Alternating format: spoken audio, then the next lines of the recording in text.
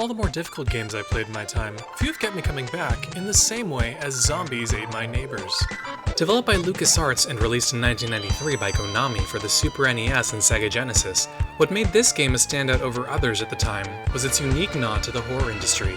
This run-and-gun couch co-op monster mash paid a special homage to classic Hollywood horror films, as well as more recent movies for the time, like the Texas Chainsaw Massacre, Friday the 13th, and Child's Play. Each level was packed with almost every horror movie monster trope you could think of, including vampires, werewolves, giant demonic babies, squidmen, evil dolls, aliens, UFOs, giant ants, blobs, eldritch sandworms, and of course, zombies. On top of that, it featured simple yet fun and engaging gameplay. Each level is basically a race to find and save your neighbors before they are devoured by monsters, which proves to become harder and harder as the monsters progressively become faster and stronger. It featured controls that made sense and utilized the entire gamepad without becoming too complex. This was back during the time when local couch multiplayer was the only kind of multiplayer, and friends would invite each other over to see if they could take on a game together. I'm talking video game, rent-a-bed, movie, pizza party, sleepovers. These were good times. It featured a spooky 16-bit soundtrack that was reminiscent of those classic B horror films that were so bad that they were kinda good. Also, this may be the only game where you kill zombies with water guns and find bazookas in cupboards. If there was ever a SNES title that was the embodiment of that spooky and cheesy Halloween spirit, it would be this game. While this game isn't necessarily scary or terrifying, it does have its fair share of high-tension, anxiety-inducing moments. And so, I thought what better way to celebrate than with 20 memorable monsters, moments, and levels in Zombies Ate My Neighbors. These days, games often start with a tutorial period that take up a lot of time before you actually get to playing the game. Zombies Ate My Neighbors was different.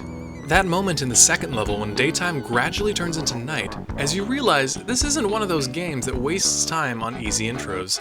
If you're not quick enough to react, a few neighbors might just become dinner here.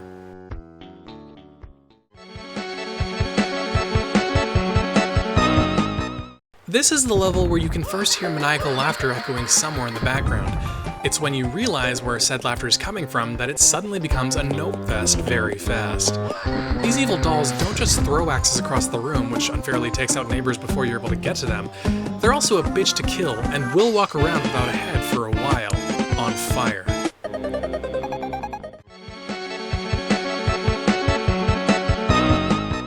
Alright, just beat the third level. This game isn't so hard. On to level 4. Oh. The tone is immediately set with a drastic change in music. This game doesn't give a about throwing chainsaw-wielding Jason Leatherface hybrids your way early on.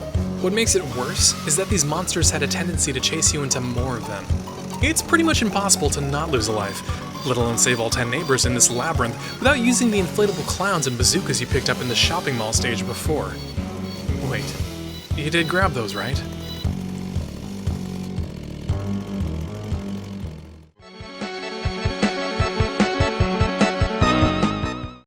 You remember that feeling you get when you saw a neighbor's location on your GPS and you were heading over to them, and then you heard a horrifying as the blip disappeared from the radar? Not only does it leave you feeling like you failed as a hero, it also means that neighbor will be lost in subsequent levels. That's right. If you fail to save a neighbor, you get one less neighbor the next round, and you only get 10 to start with. If you can manage to keep all 10 neighbors alive by the end of each level, the game rewards you with an extra life for yourself after racking up a certain amount of points. If you lose all your lives or let the number of survivors drop to 0, it's game over. Thus, as much as these bystanders deserve to die for just standing around amidst the current circumstances, seeing it happen is still never a good time. Keeping everyone alive proves to become almost impossible as the game progresses. This cycle will continue until you've either beaten the game at level 48, which, let's be honest, few people can actually say they've done without cheating, or you've let all your neighbors get eaten.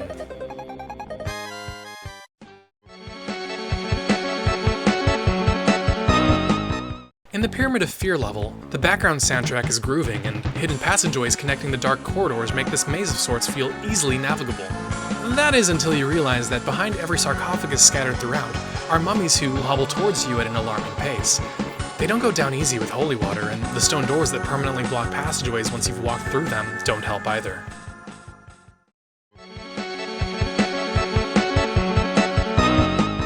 Titanic Toddler, as its name suggests, pits you against a gigantic baby. I know. Some of you are gonna say, well, Blue, it's just a giant baby. That's not frightening. But think about it. Babies are already weird. Have you seen a baby? They look like aliens. They're low-key uncanny valley status. And the way they cry and whine and scream and poop everywhere is a no for me. Imagine a giant one 8 times the size of an adult, hungry, screaming, staring. Even if you don't suffer from a strong fear of babies, you can't tell me that isn't absolutely terrifying. This is where having a beast potion comes in really handy. If you don't have that, the level is sometimes forgiving enough to spawn bazookas and extra first aid kits, but you can generally expect to get flattened at least once or twice. You end up fighting a giant baby 3 times throughout the whole game. Afterwards, they turn into regular-sized babies, which begs the question, what or who made them Titanic in the first place?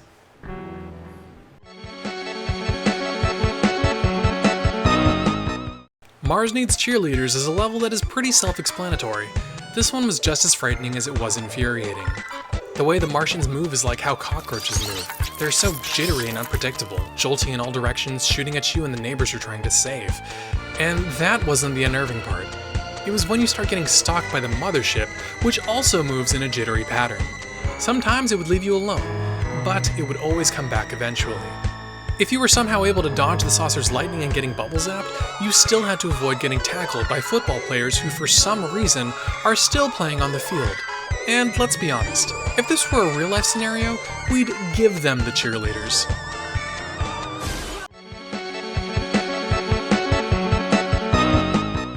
Lightning bruiser is a term from TV tropes.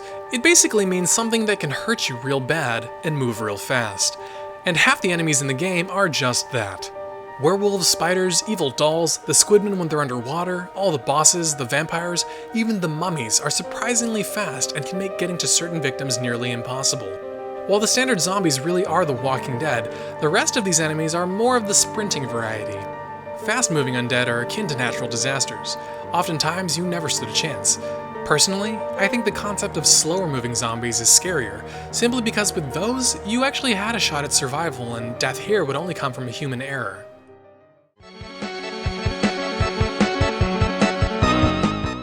The very startup menu to the game is memorable in itself. The hypnotic red and black circles in the droll horror movie theremin really bring you into that dreaded post-apocalyptic state of mind. And when you select an option, an evil laugh echoes in the background, almost as if you've just signed a contract with the devil. Someone is happy to see you sign on to the upcoming terror. It really seals the thought that you're getting yourself into some trouble. That anticipation and subtle adrenaline boost that happens whenever you're about to embark on something potentially horrifying, it's similar to right before you talk to a Ouija board. You know, 'cause we've all done that, right? Of course, we know now that the scares here are more of a cheesy 90s variety, but as a kid, starting up this game alone after bedtime was an experience.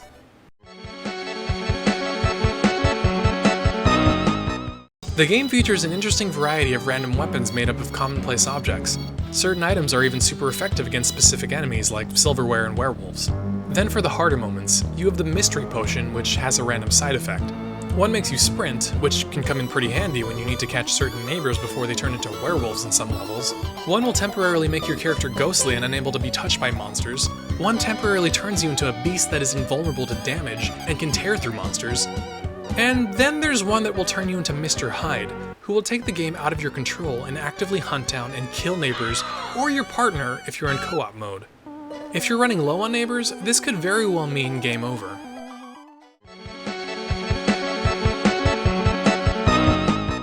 There's all kinds of monsters roaming about, but the neighbors you have to rescue apparently just don't seem to care. They're too busy hanging out in pools, barbecuing, jumping on trampolines, or lecturing you on your failing grade to even react when a monster is nearby. The only victim NPC that seems even remotely normal is the soldier too scared out of his wits to pick up the nearby bazooka and defend himself. Other than that, they just continue with their daily lives, smiling as if it's normal to have monsters roaming outside. It's like if M. Night Shyamalan's The Happening and a bad zombie movie had a weird birth child and this was it. Imagining the same scenario in real life, it doesn't seem you can even trust your neighbors. Is there something in the air causing them to behave this way?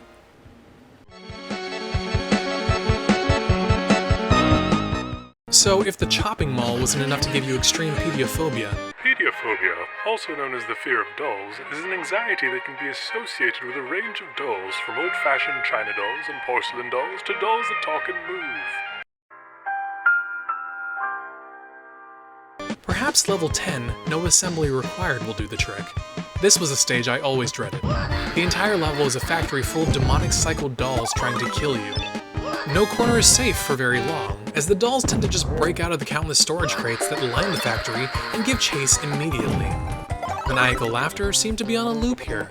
In this particular scenario, it was really easy to use up lots of valuable resources and tons of health to reach a neighbor. Sometimes you just gotta cut your losses.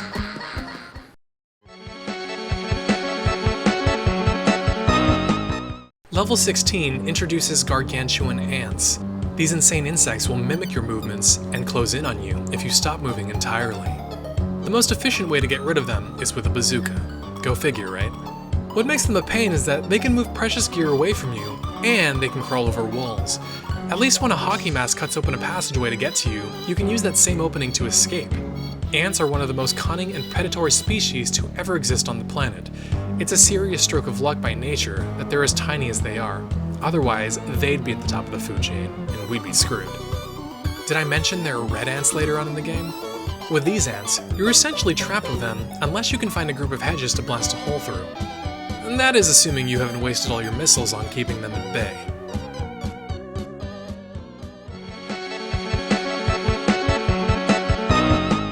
The standard zombie NPC isn't all that threatening. One squirt of holy water and they're done. They do pace slightly faster once they've spotted you, but for the most part, they're not too much to worry about. It's when they start spawning in high numbers, and you're stuck in between switching out your weapons. The game features an interesting switching mechanic in that you can only scroll forwards through your inventory, which means if you've managed to collect a large arsenal, getting to that weapon you need in a pinch will be a high-stress situation. You're not safe on land or in the water. Level 18 takes you to a beach roaming with green monsters resembling the creature from the Black Lagoon. These rabid creatures behave much like werewolves, hopping across the map to your location, monster claws at the ready. In water, they appear as a patch of green bubbles speeding towards you. While they generally tend to target the player, they will occasionally hop out of the water and land directly on top of a neighbor to claw them down, long before you're able to jump out of the water and save them yourself. Knowing your neighbors could be wiped out at any moment makes this level one of the more high-tension experiences. Throughout Dr. Tunkenstein's castle, you need to fend off zombies, werewolves, blobs, body snatchers, poisonous fungal weeds, mummies, and even a Frankenstein monster. If that wasn't enough, this level also had a vampire. Unless you had a healthy stock of crucifixes, this transforming bat would follow you throughout the whole map, adding an extra layer of difficulty to staying alive.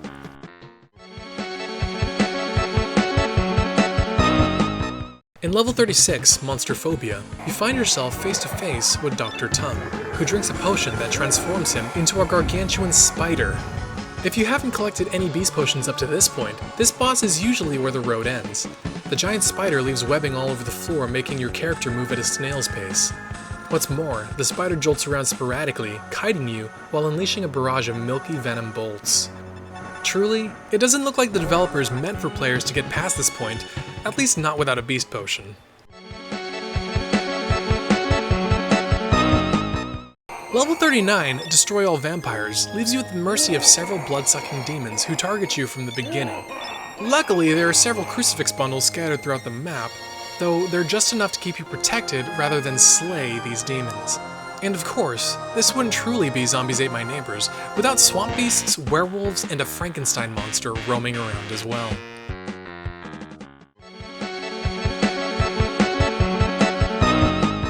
The final boss of the game is none other than Dr. Tung himself. After defeating his spider form, he will drink one last potion, transforming himself into a giant head that shoots bolts of red goo at you. They look similar to the blob seen before, and they're likely bolts of his toxic blood, which, who knows, might be the same thing. Either way, it's gross. As it takes damage, the head will progressively decay and melt away.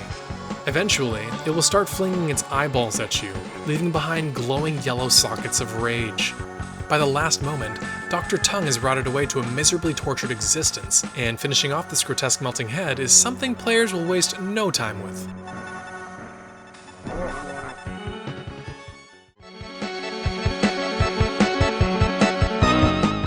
This game is solid. It has an excellent co-op experience, tons of that arcade-like replay value, and maintains a cartoony 90 sense of humor in the grim reality it has set up. The only real drawback of Zombies Ate My Neighbors is that it can get extremely difficult. Level 20 is an early shining example of that. When I was a kid, Invasion of the Snakeoids was usually the threshold. Once I'd get to this level, my survival rate would drop to 0. It seemed pretty simple, no observable monsters roaming around to crowd or kill the neighbors. Then you get to thinking, where are the neighbors? A rumbling below the dirt suddenly roams around the map, and it isn't Bugs Bunny. The Snakeoids reveal themselves a la Tremors style. Even with bazookas, these eldritch beasts move so unpredictably and retreated back into the ground so quickly that hitting them was difficult. To gain access to the neighbors, you'd have to kill these behemoths for a skull key. Early on, beating this level became a personal challenge, and just like many other games of the time, the secrets to getting past it weren't on the internet or as readily available in a guidebook. You had to get the metadata through either word of mouth or through experience as you repeatedly laddered your way up to new high scores. Preparing for a level like this was time-consuming and hard work, but that's what made it so engaging and fun at the same time. The developers didn't expect that it would be easy or kill the experience by giving you free hints or tutorials. They gave you credit as a gamer, and when you finally did overcome that obstacle, it was truly rewarding and a real childhood experience. Zombies Ate My Neighbors is a classic cocktail of all things spooky. It manages to include fighting the undead without taking itself too seriously, and really takes advantage of that frightful cheesiness that makes up cult horror culture. It's drenched with references and nods to many works of sci-fi and horror and fiction, and maintains a retro charm. There have already been a few attempts at remaking a game like this, and with the rise of indie game development and an increasing disinterest in AAA trends, it's only a matter of time until we see a true spiritual successor. Until that happens, you can catch your spooky Monster Mash fix from Zombies Ate My Neighbors. It's got that classic Halloween vibe all year round.